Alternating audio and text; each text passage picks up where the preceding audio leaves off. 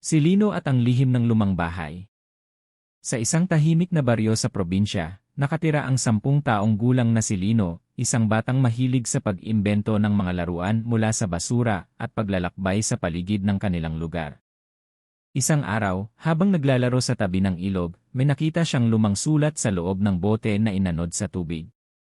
Nakasaad sa liham. Hanapin ang lumang bahay sa dulo ng kakahuyan. Nakatago rito ang isang bagay na matagal nang nawala. Dahil sa kuryosidad, nagsimula ang pakikipagsapalaran ni Lino.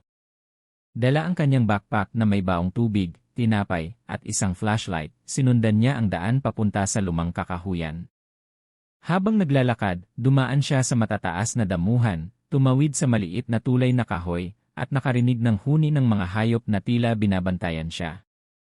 Ngunit hindi siya natakot, ang kanyang puso ay puno ng tapang at pananabik. Sa wakas, narating niya ang isang lumang bahay na tila matagal nang iniwan. Makinis pa ang doorknob kaya dahan-dahan niya itong binuksan. Sa loob ay maraming alikabok, lumang kasangkapan, at sa isang sulok ay may lumang bowl.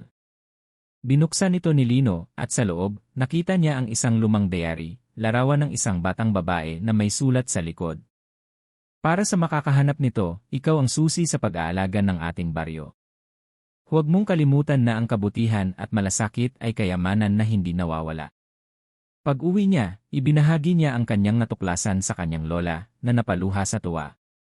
Ang batang babae sa larawan ay ang kanyang ina noong bata pa, at ang diary ay puno ng kwento ng pagmamalasakit sa kapwa, pagmamahal sa kalikasan, at simpleng pamumuhay. Mula noon, nagsimula si Lino na mag-organisa ng mga clean-up drive sa kanilang baryo, nagturo sa mga bata tungkol sa kalikasan, at siya na rin ang naging inspirasyon ng lahat.